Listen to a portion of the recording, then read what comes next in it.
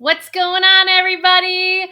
I am so excited to teach you how to bring your heart along with your financial choices because often we don't do that because most financial decisions are made from our left brain logical.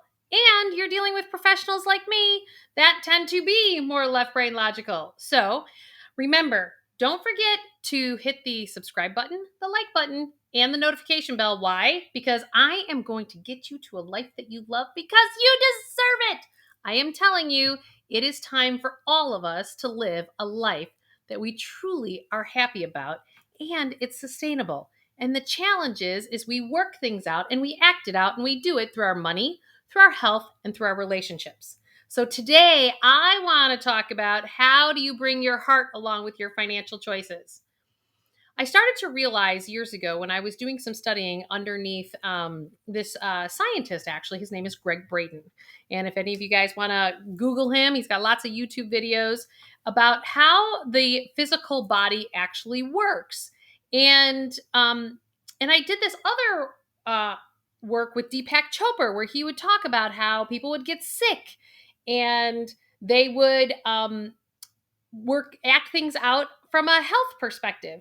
And so I started to see this correlation between our heart and our heads, which an organization called Heart Math talks about, that our heart and our heads have to be in alignment to create sustainable happiness and good health. And the majority of us do not do that.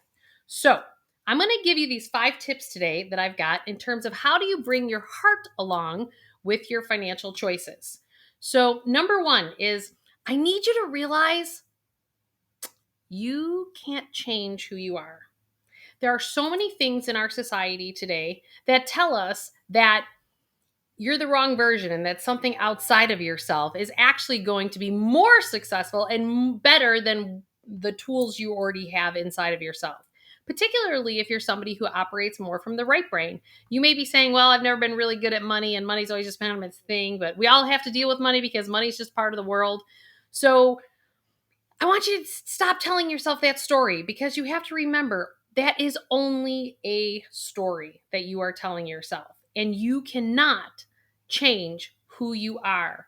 It's about building a financial infrastructure around exactly who you are to make you feel calm, collected, supported, because money is just the result of everything else going on in your life. So this is why at my wealth management firm, JMC Wealth Management here in Chicago, that we do what we call 2 risk questionnaires to figure out how are we measuring your left brain, but then also how are we measuring your right brain? Because the right brain is the emotional side. For some reason, my industry has completely taken the human heart and emotions out of finance. And I'm here to tell you it has to be part of the equation or you will always have some kind of suffering pattern that comes up. I have people that work really hard and they're rocking it at work and they're making all this money and all of a sudden they find themselves 20 years later divorced and half their money just goes out the door. The same happens if you're busting your butt with your employer and you're doing all these things, then all of a sudden they decide to change corporate direction and you no longer have that job and you're like, ugh. And when we give up parts of ourselves to be in those relationships, to be in those jobs, that's actually what creates the fiscal dysfunction down the road. Which actually leads me to the second point that I want to make in terms of how do we bring our heart along with our finances? And that is be willing to actually change gears. What do I mean by that? So often, if you look at generations before us, the generations before us their careers were like in a linear line and they didn't really change. Maybe they went up the corporate ladder or the job at work and that's how you got to where it is that you want to be. But the challenge is that today, we know people change their jobs 7, 8, 9 times in their careers. They're not staying in the same career path. But the challenge is we get comfortable. And because we don't like change very well, which the only guarantee in life is change, right? That we have got to start to adapt and be willing to switch gears and to change and to shift. Now, that can produce a lot of anxiety. It can produce a lot of challenges in your family life. But I'm here to tell you that if you don't do that and you have this calling to shift gears and you're not doing it, the world has a way of actually forcing that to happen. I always talk about a story, a really dear friend of mine. For years, she gave her life to this accounting firm. And she was going to be partner. And, she spent her 20s there, her 30s there, and we're in our 40s. And she's like rocking it. And she thinks she's going in for that interview to be partner at the firm, which she had always wanted to be. And the conversation that was had was, unless you have a severe shift in your personality, you're never going to be partner at this firm. And they let her go. You would not believe 2.5 decades that this woman gave to this accounting firm, and they dropped her like a hot potato.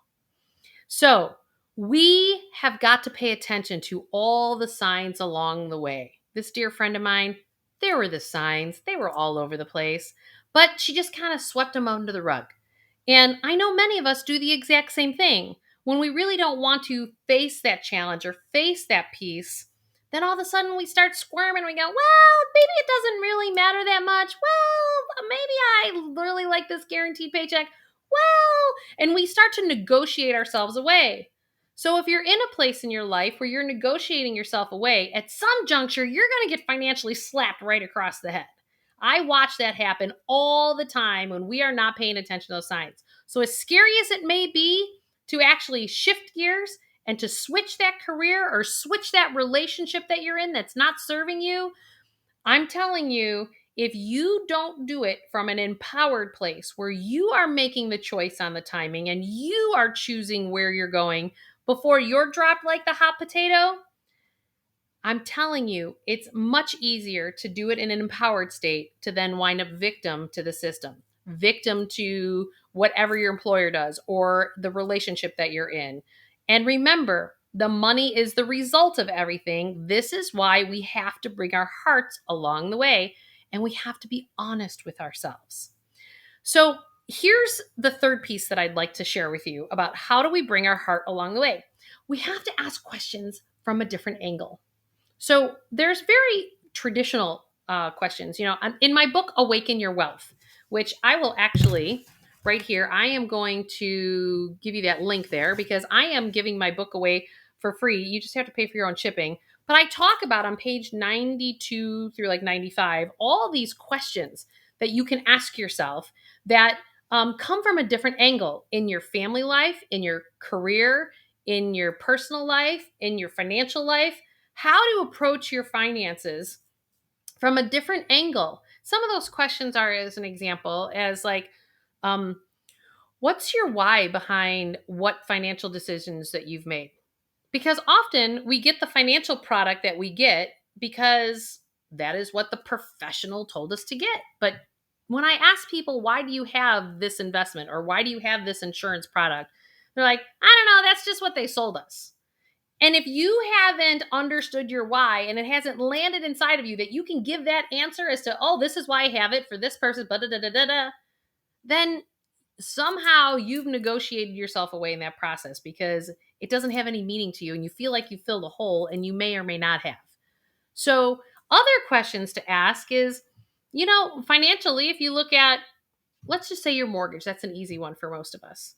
That what year do you no longer want to have a mortgage payment any longer? And people look at me like, well, what do you mean? Like in the 15 years or the 30 years that my product is set up? Well, so often we're putting our objective or our full objective, what we want out of that mortgage payment. Why? Because we usually make the decision from, well, it's the least amount that I pay out of pocket for my cash flows. Well, yeah, that may be one of the answers, but it's usually not the whole part of the equation. So I would encourage you to start to ask some of these questions that come from a different angle. And again, we have those in my book, Awaken Your Wealth. And if you just go to awakenyourwealthbook.com, you can get my book for free. You just have to pay for your shipping and help you down that journey to ask those different questions. So number 4 is I want you to make sure that you're keeping things flexible. And what do I mean by that? So often We don't build our, what I'll call your financial pyramid, with a solid base that has flexibility. We usually have pigeonholed ourselves so often. So it's super easy for most of us to set up our retirement plans through our employer, and it's on autopilot. I don't even have to do anything. It comes out of my paycheck and it just goes there. And then today, credit lines are super easy for most of us to get. So we have these credit lines that are set up so that if the shit hits the fan, guess what?